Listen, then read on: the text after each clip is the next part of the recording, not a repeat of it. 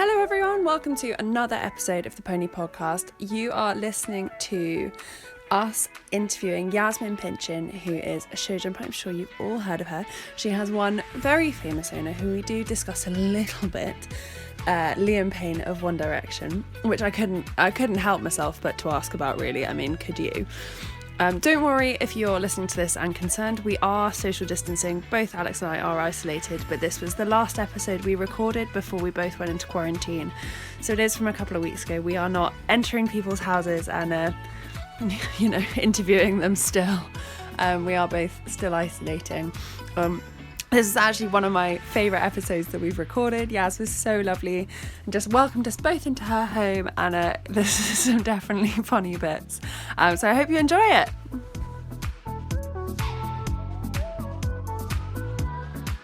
Thank you very much for agreeing to come on the podcast. Essentially, it's just two girls who've been like, we'll come and talk to you for a bit, and you've just been like, yeah, sure. So thanks. We could have been crazy One Direction fans, you never know. Oh my God, gotta be more careful in the future. Just let you in my house. So your career started in ponies, but it was really children on horses that really launched you and got people really not your name. How do you think that helped you? I think obviously doing I started at Gymkhana. I literally did everything that not every other child, but a lot of children do. I did all the England teams on 128s, which was really fun. They are crazy. Yeah, now I look back, I'm so my son is never doing that. I don't think I was that wild. I actually think I was quite nervous secretly. But, and then I just remember it was Corinne Bracken, who is a chef to keep. She's cool. She's amazing. She's amazing. She's literally amazing. The best person. And she was like, you should really push to do this. Try and find yourself a horse. So my parents found a horse, and he was 5. And again, now I look back, I'm like, that's mental, because no one. Your parents were just like, a 5-year-old, go. I was 13. And yeah, so they had to get special permission from the FEI, but I did the trials first, obviously. And he was clear all the time, but when Corinne saw him, she was like, are you sure? He's quite fat? And I was like, it's fine. He windsucks, he's just a bit round. Yeah. And he basically took him, he was clear all the time, got special permission, went to Turkey, and that was the biggest eye-opener ever. Yeah. But I think I wish I could go back. Not to change anything, because obviously I did amazing. I did individual silver, team gold. Yeah. But to be able to have that experience was incredible. Yeah. So obviously that sort of changed a lot of things, and I realised that was really what I wanted to do in life.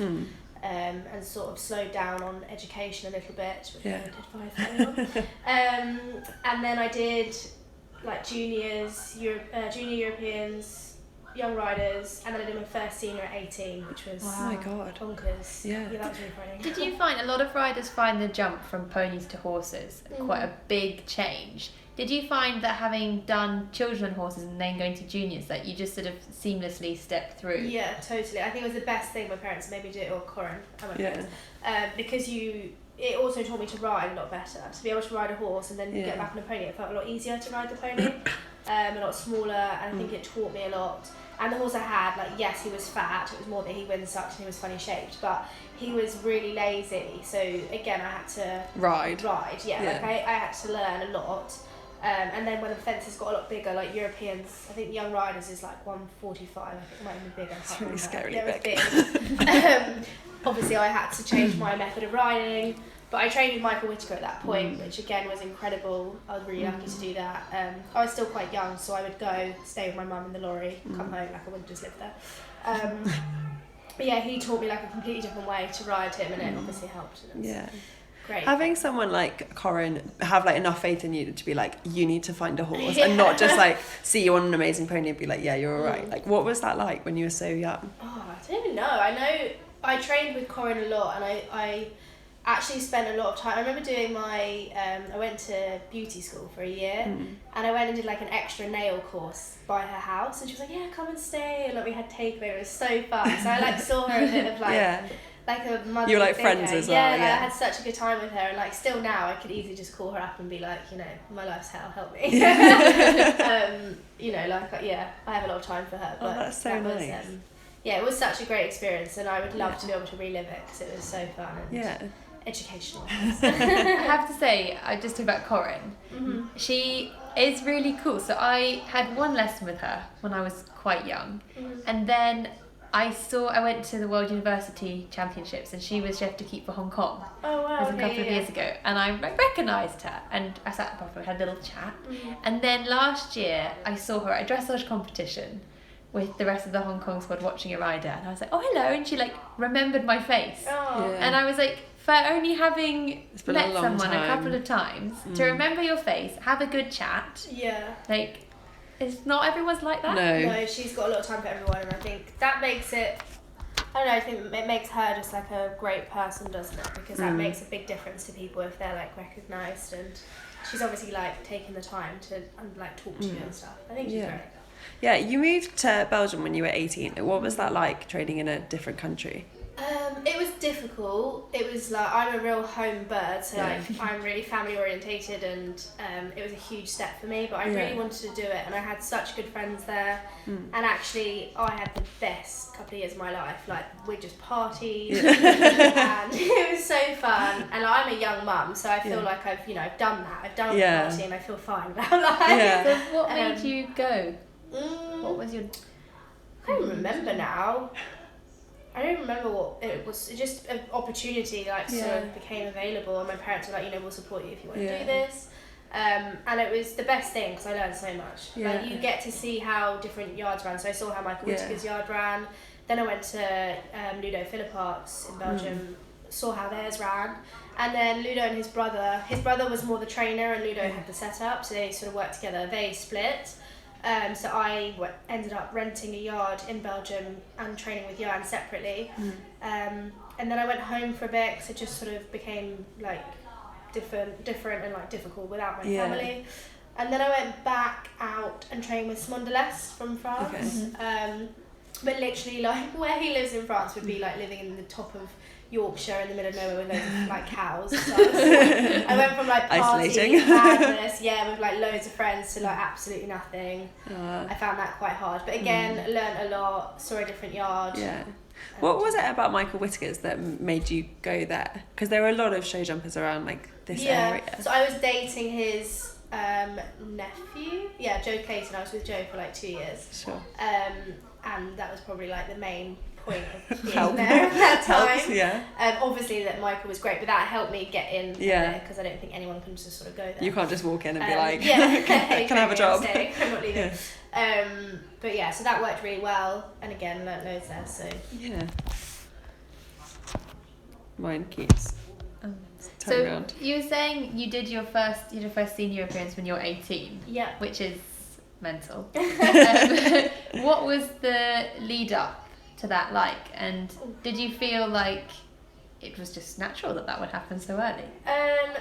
No, I mean, I remember much about it. I remember how badly it went. It went so bad, and I still remember the course now. I can remember like the last line was a combination. You came around the corner, and then you had to come down the last line, and the horse I was running, Band of Vivaldi, there was like a huge, like they do the TV screens and you can see yourself. And I don't know if that was it, but that's... Do you notice that when you're... Well, he did, because he was near it. Oh no! And I was clear, going to the last fence. No. And I was literally gutted. That's horrible. Yeah, it was, rubbish. But never mind, it was an experience. Yeah. You, like, show jumpers, right? Like, we can only ride 5 horses a day. You guys ride so many. Do you have, like, one horse that you think is, like, the horse that, like, made your career? I mean, that's really hard, because obviously, for me, Zodiac Z, who I did Children and Horses with, obviously started it because he was the first one.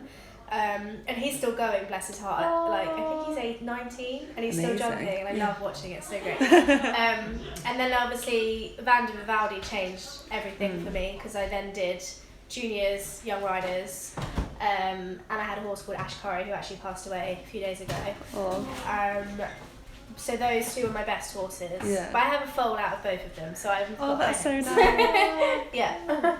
What influenced your stallion selection for those? Like, for the foals, so I used my stallion Band of Vivaldi, so everything is by him. Oh, cool. I was trying to breed from my mare last year and it didn't take, but because I'm saving a lot of money not like driving anywhere or doing anything now, so I keep being like, maybe Yeah, she's not competing. Maybe I'll like try again. Yeah, it's the best Getting back into stallion. And like I won't start talking about my mare on the podcast because they've dealt with a lot of that, but she's just the best thing ever. Having gone and been on the Nations Cup team so early, and you saying it didn't go so well, did it fuel your desire to keep training and get back there, or did you feel like you'd done it and... No, I think so. I was on a team with Tina Fletcher, Robert Smith, not sure the person, and like they were so positive, and they were like, don't give up, like we're still doing it, and we've been through this experience. And I think I just thought, actually, I did jump the whole course clear at bar one fence, so like I can clearly do it. So I mean, I came home and I just remember walking off and just crying. And my mum was like, "It's okay," and I was like, "It's not. My life's over." And it was like the hardest thing. Like all my family and friends had flown out. Like there was loads of us to watch, and I just like felt like I'd let everyone down. Yeah. But that's the pleasure of learning, isn't it? You've got to go through those bad lows to get out. So. What's it like being on teams with people you've been like looking up to for so long? Or like beating them. Yeah. That's like when I won Bolesworth Grand Prix, and I think Scott Brash was like 5th or something. I was like, this is nuts. Like, standing in the lineup, why like, am I here? That again, like, makes you feel great, and it's a bit of like motivation, isn't it? Yeah, and really like humbling in definitely, its own way. Definitely. So we like as eventers we max out at 1:30, and I've done one 1:30 course, and I did it, but it scared the absolute.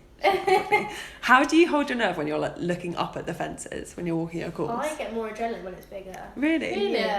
Yeah, I love it. Like, but you never like when you come in, like it feels like you're shrinking because it's just like right up there. No, like I know I can sense that my mum is thinking like, oh my god, this is too big. I always see her face and she's like, this is fine, Yazmin. She'll be like, we've got this. Don't worry. I'm like, Mum, I don't know who you're trying to convince. It's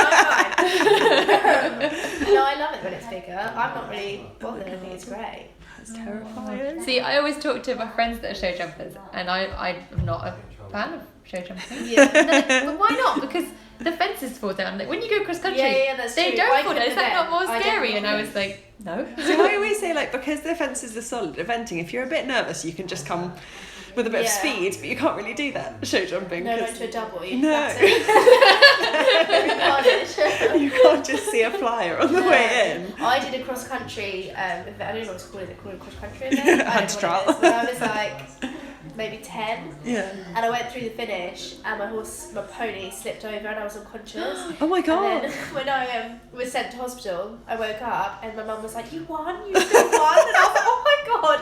And I literally never forget it. And that was the end. Never went cross country. That was the last thing I ever did. Ever again. Do you ever like with your show jumpers when they're young and stuff? Do you ever take them cross country and just like have a play? Not really. Like we go up the gallops. Obviously, I do a lot of dressage. Yeah. But no, I don't. No, they're too delicate. I worked for a guy who had a horse that was really careless, and it went into the show jumping, and it had like 4 or 5 poles. And he came out and he was like, "I'm going straight to cross country. Take its boots off. We're going straight there." And I left its tendon boots on just in case, but he was like open fronted everything. If it hits something out there, it's gonna feel it. No, I've not done that before. Maybe that's a little tip. A tactic. Oh, yeah. You've recently been in the news because one of your newest owners is Liam Payne. This is the question Tess wanted to ask. This was the question I was excited about. How did it happen? Just having a common connection, really. Like it was really random. Yeah. Did he just ring you up like, by the way? No, so I got WhatsApp and it came up like Liam, and I was like, oh my god, I kind of was like a bit hot. And I was like, I mean, I've got a boyfriend, but I'm exciting.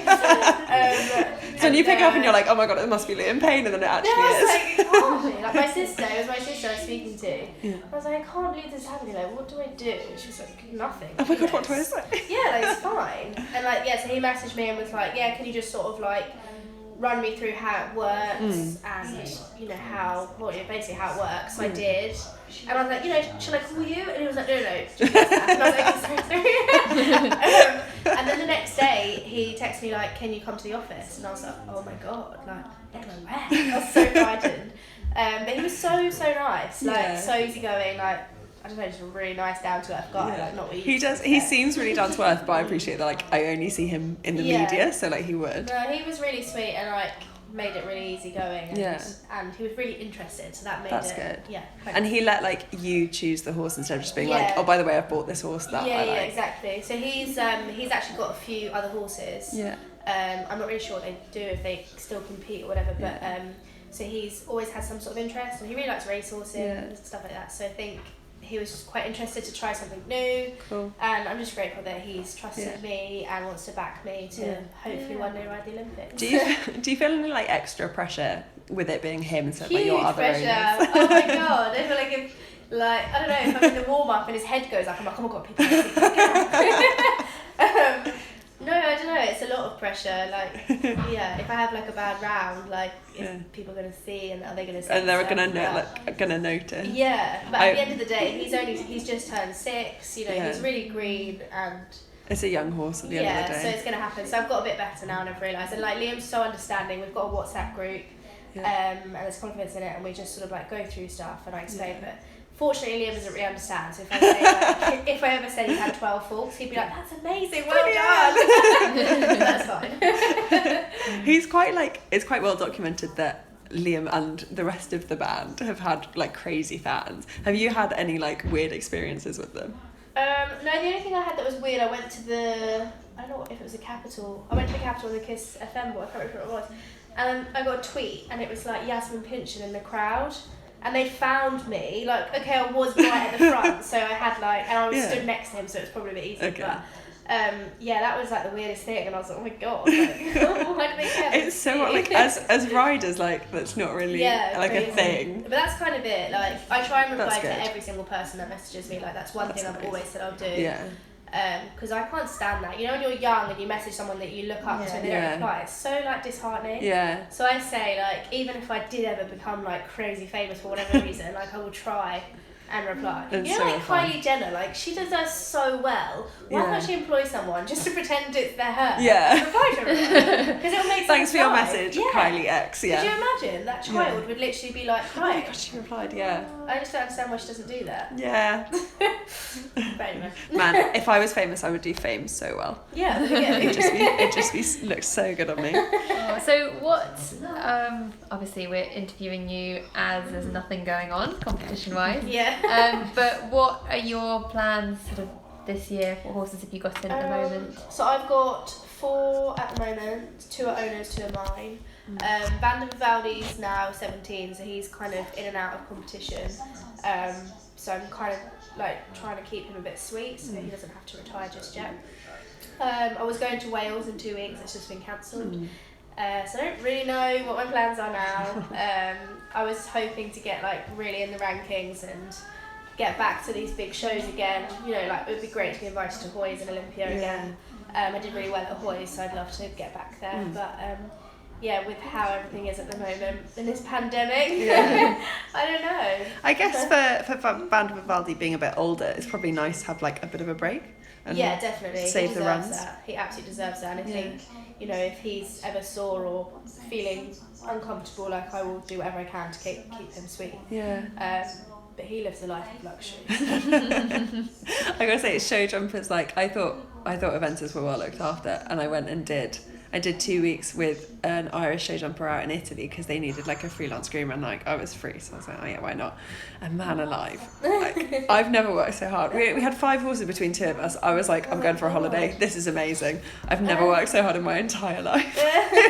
Such if that hard was work. me, that like if I had 2 girls or boys, whatever, for 5 horses, like, mine go out twice a day. So Vinny will get hand walked and have grass in the afternoon. Like, I'd throw something up like, this needs a groom. It was literally like that. It was mad. And like things would get like, it'd be they wanted to be ridden before their classes, so they'd be like tacked up in one set of tack. They'd go out and ride, they'd come back and literally immediately go straight out again, but they had to have a whole new set of tack put on, and everything had to be, it was crazy. And they kept doing stuff, and I was like, this is not what Aventus do. This is the whole different, like, she kept handing me tack and I was like, I don't know what this is. I don't know where it goes. I don't know what to do with it. And like, she gave me a bit and I was like, you're not allowed to compete in this. And she was like, yeah, of course you are. And I was like, okay, different sport. Really different sports. That's mad. Okay, we've got to the 3 questions that we ask everyone. So the first one is, what's one thing you couldn't live without? Food. It's a good one. That's obviously the first thing that came to mind. I'm a huge foodie and I love cooking, so it's probably food. Nice. I probably should have said my horses, shouldn't I? Nah. No, we were surprised. We had Sam Roberts on the shows, and her thing was Freddo Frogs. So you're in good company. Good company. Yeah. Our like house is semi-isolating at the moment, and it's a lot of food flying around. Yeah, it's mad, isn't it? Snacking is a real problem. That's what we can do, like biscuits after biscuits. I'm like, what am I doing for myself? I'm going to come out of it about Freestone heavier. See, this all sounds good, but I was saying to Tess, my mum has decided that because there's nothing in the shops, we're going to start foraging. Oh god. So she went to pick a load of...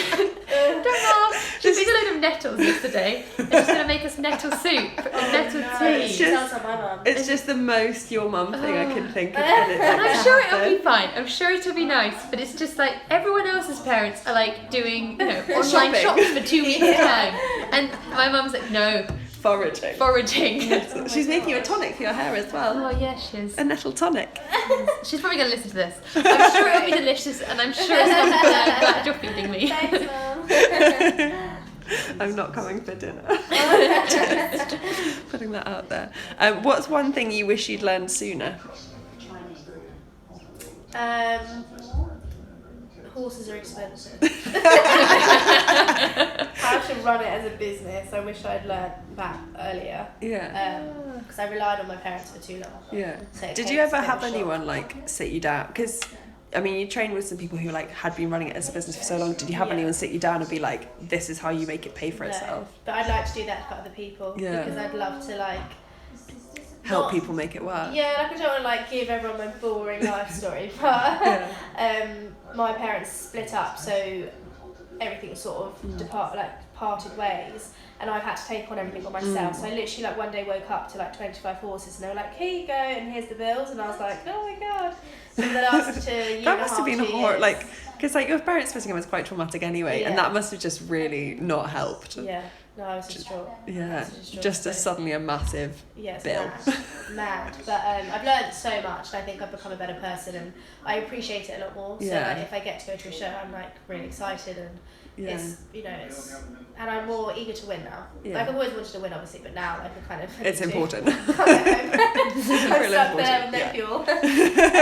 But no, I'd love to be able to like help other people that want to make it into a career, like just understand like it is difficult, and it's not to put you off, but it's just to guide you, sort of thing. Yeah, and at the end of the day, you've got to understand it. Like you're never going to get away from it No, totally. unless It's you a are tricky, just tricky sport. unless you're just really lucky with your parents or whoever you Which marry. is amazing, and like good Yeah. for you that you've got that. Yeah. Because I had that, but it Yeah. things come to an end. Nothing lasts forever. No. And on that positive note, On that positive note, we have another question that was voted for by our Instagram Oh god. followers. It's a good one. It's not. Okay. it's not a good scary one. It's not a question. scary It's a one. good question. It just hadn't been voted for when I sent you the question. So it's if you could give any advice to yourself 5 years ago, what would it be? Give up? No, Jake. Oh god. Mine would be you're Maybe. definitely going to be doing something different in 5 years' time. Yeah, it's mad though, isn't it? 5 years ago, I don't know how old I was when I was 5 years ago. I don't know where I was. Fine. Just I think enjoy everything. Like, don't take life for granted. Don't take anything for granted. Enjoy the moments, like Yeah. getting to compete. And Yeah. 5 years ago, I was probably in Monte Carlo jumping a global tour, completely oblivious of how I even got there. You guys compete some nice places. Yeah, we do. I've been to some serious, like my horse that passed away the other day, bless her. She's like better travelled than me. Yeah. She's been everywhere. Wow. So we were talking about it the other day, like what a lucky horse. Yeah. Like, she had a Literally good had life. the best life. Yeah, like she went to Monaco, she went to Cannes, The Saint best Tropez. life. I'd like to go there. Yeah. Do you ever now like, I don't know, do something or like achieve something and just sit and be like, let's just enjoy this for a minute? I feel like since everything's happened, I haven't really had anything like that Yeah. come yet. I'm sort of waiting on that break. Mm. But I've got quite a lot of goals set in place, so Yeah. once I've got them, I'm definitely I'll cry. I went to the South of England show a couple of months, it was back in the summer, and I cried, like, going through the finish line. Aww. And although that was, like, I think I won, like, £800, it was, it's a great show, of course, but it wasn't Monte Carlo or like the Olympics or anything. Yeah. I literally went through the finish line, I just started crying. I was like, Oh, that's so I was a bit embarrassed. I cute. was like, hey, don't let anyone see you. It's okay. It's just overwhelming because you work so hard, and when you're like literally working your ass off to get to a show, it means a lot more. And especially when you have like been through everything, to feel like you're starting to come out the other side must have been like a lot. Yeah, totally. It's been a very, very hard journey. Well, that's all our questions. Awesome. So thanks so much for talking to us. Thanks for coming. Letting us into your kitchen. You're welcome. I was scoffing my face every time. Even though we could have been crazy One Direction fans. Yeah. Might still be, you never know. If people want to find out more about you, where are you on social media? How can they find you? Oh, I'm everywhere. Just at Yaz Show Jumper, YAZ. But yeah, I'm on everything. Now, newly on TikTok, which is my new favourite thing. Oh, I feel like we should get TikTok. Oh my god, it's the best thing for isolation. I still kind of reckon it's a Chinese ploy to like get people to harvest information, so I'm very skeptical. Oh really? Of it. What? No. Have you not heard that? There was an article that went around a while ago that was like, it's a Chinese app, they're literally just harvesting your information, and I was like, oh, I love it. We've been doing it all day. Yeah, I've had a lot of them sent to me because you can see them without having the app, and I'll do that because they're quite good fun to watch. It's epic. There's really funny ones about coronavirus. It's really fun. It's not meant to be a funny time, but it makes it good. I feel like you've got to laugh. You've got to somewhere. laugh. Yeah, you've got to find something to laugh at. Anyway, thanks so much. Thank you. Thanks for coming.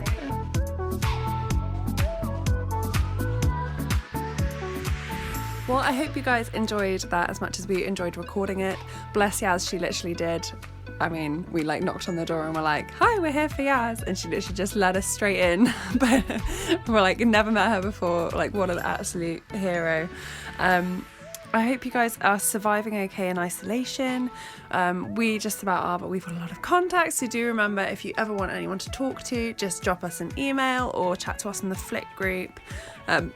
And we are more than happy to reply to everything, whether it's to do with the podcast or requesting an episode or even just saying hi and letting us know what's going on with you. More than happy to chat to anyone. Otherwise, you can follow what we're getting up to on Instagram at The Pony Podcast, Facebook at The Pony Podcast, email us at theponypod@gmail.com. And you can follow all our antics on our website, which is theponypodcast.com. And you can even follow our blog there. If you sign up and subscribe to the newsletter, which is at the bottom of the screen, you'll get updates on all blogs that we upload. Any new episodes that go out, you'll get those straight into your inbox. So yeah, keep in contact and stay safe, everyone. Bye.